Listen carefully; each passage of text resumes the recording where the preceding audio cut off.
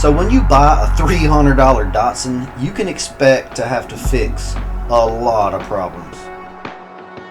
Like the floor pans, the frame rails, the battery tray, the dog leg, firewall, that's just to name a few. So what that means is today we got one goal. Get rid of the rust that's hiding in this spare tire holder.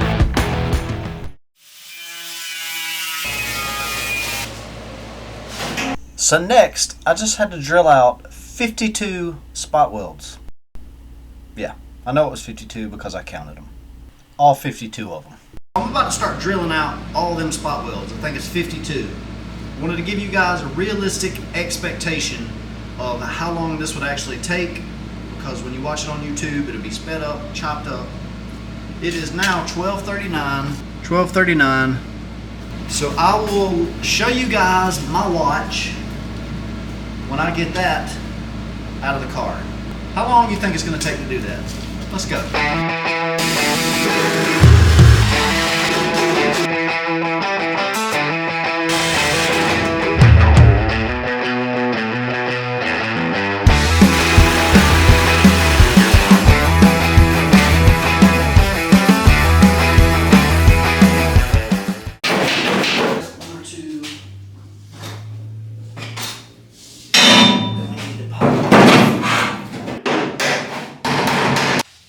So,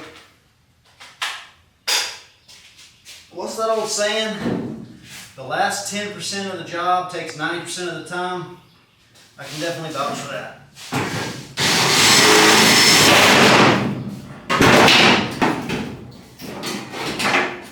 This is another part that's awesome about YouTube, is you start the cameras thinking you're just gonna record the shot that you need. Like this is ready to pop out. It's not ready to pop out. No. So it is now 1:55. Let's try this again. What was I saying? The last 10% of the job takes 90% of the time? Yeah.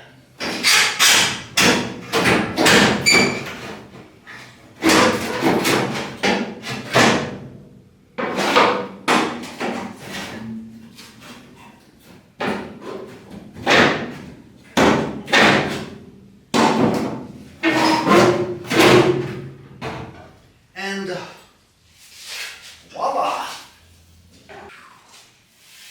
She is out, all in one piece, except for those last 6 or whatever that I had to, sand. I just went ahead and made a cut that I can pop up from the inside. Another battle to try to put out good content for YouTube is trying to multitask. I try to listen to a podcast while I'm working, while I'm filming. Battery on my phone either goes dead or battery on the ear pods goes dead, have to charge that.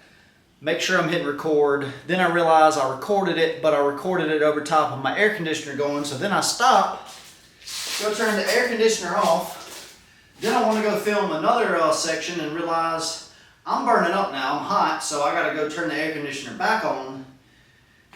Hopefully you guys appreciate the grind and the hustle and the sacrifice for YouTube.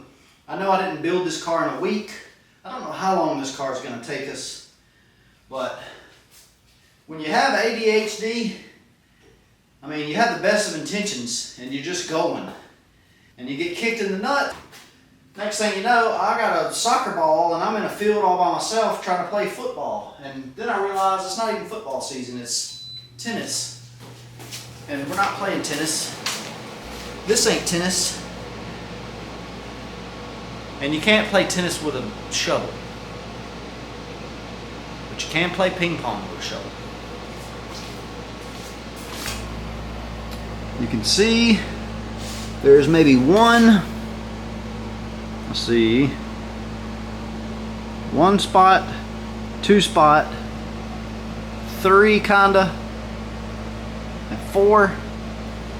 That's not a problem because the panel that that's not a problem because the panel that I'm going to build, I will drill holes all the way around it, set it down in there.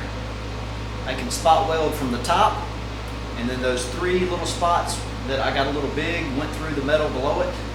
I will weld from the bottom side, grind it smooth. It'd be like it never ever happened. You guys remember how I told you I try not to film clips with the air on? Then I realized I just did. So I measured the hole, and it's basically 27.5 inches.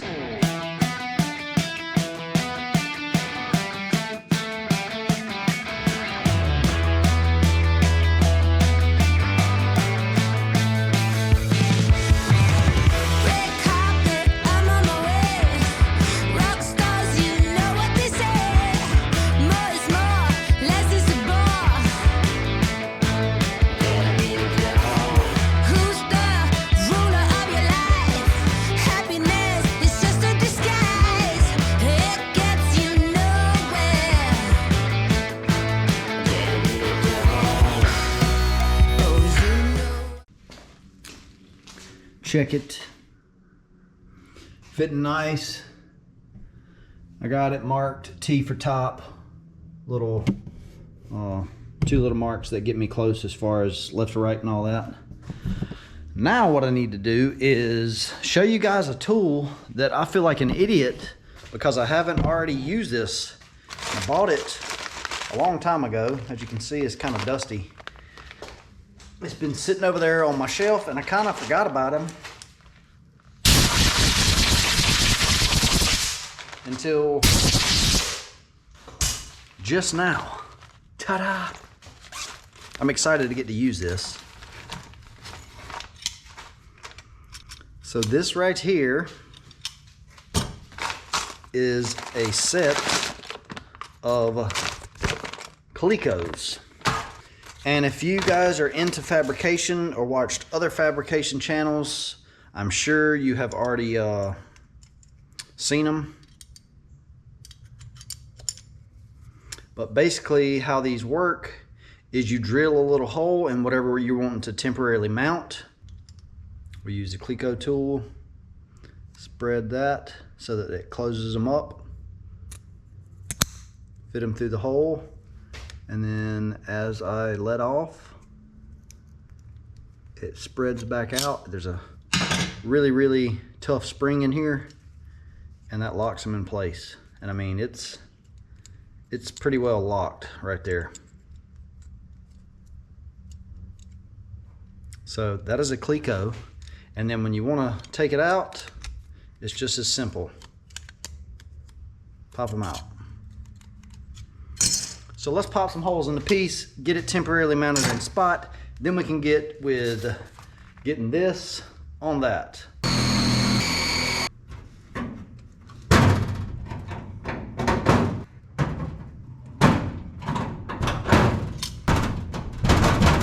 It's not gonna move.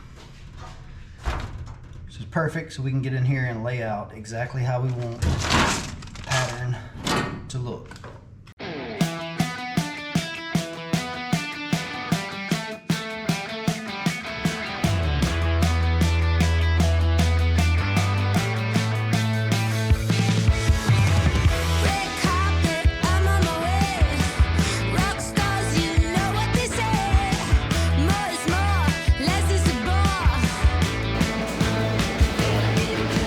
So since I'm going to be running this through the bead roller, I want to put some pre-stretch on it.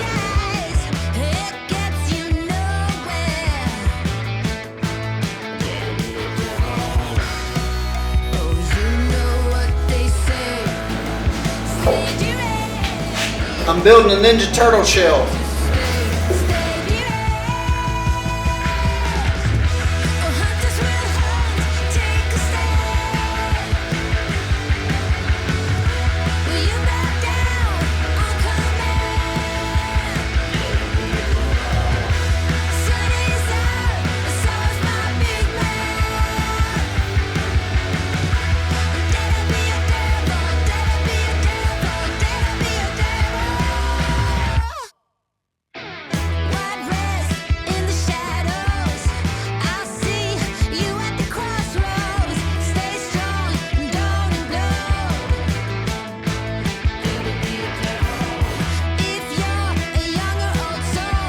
Are you guys ready to check out the almost final rendition? So yeah, we did away with that. And if you saw the video, if you've been skipping around, you might not have saw it, but I basically laid out north, south, west, and east in here when it was clecoed. And then I took this piece out, set it right there. Then I drew out, started marking the Z and the design and all that good jazz. Well, upon doing that, I made a few sections of it wider and just kind of tweaked it. I eyeballed it. So I'm gonna show you guys the almost finished version, because what I'm gonna have to do is basically pop my clecos out and turn this thing slightly, because if you look at the top of the Z, that line and that line right there is not completely parallel. I also want to go through with the hammer and dolly and just fine tune some of the edges, but check it out. I'll throw in some pics. I mean, woo-wee! She still got a lot of rust, but we are slowly eliminating it a little by little. Check this out.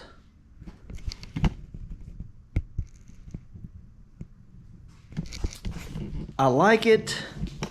I showed my wife, she likes it. Obviously, guys, I'm not an absolute metal perfectionist by any stretch. There's little imperfections, but I showed it to my wife. She loves it. Check it out from this angle. I'll also insert a few pics. Yeah, originally, there for a second, I was like, dang it, I gotta friggin' remake the whole piece. I gotta remake the whole piece because I want the lines to be parallel, because it'll bug me, right? Because the whole Z is based off that starting line, and somehow between me laying the pattern out here, putting it over there, doing the design and tweaking it, it got slightly off. But all I gotta do before I weld it in is just slightly rotate it, make sure that get it straight there. It's a perfect circle, so it is exactly 27.5 inches top to bottom, left to right, and all the way around it. So what else can I tell you guys? I'm trying to do less talking. Some people hate talking and they just fast forward through the whole video. Those of you that actually watch the videos, thumbs up, fist bump to you guys. You're the real MVPs. The last thing you can do is think you're doing a favor for a channel by clicking on the video, and you know, so that you can support them and watch it, but then you just fast forward through the whole thing and their watch time just decreases and it looks like the video didn't keep your attention. So yeah, but I think it looks awesome. One thing worth mentioning is I'm not gonna weld that in yet, and here's why. Because when I got that spare tire thing out and I was able to stand back there, when I go to sand all this in here and make sure there's no more hidden rust, yes, I can rotate the car left and right, but it makes it a whole lot easier to be able to stand in there and then just pivot around and sand and yada yada yada.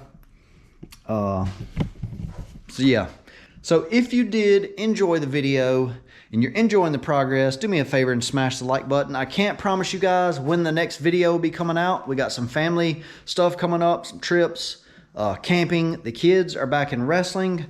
I have a video that I already recorded last weekend of the motor and transmission going in my truck. So if you haven't watched that, check that video out. We're getting very, very close to the first startup.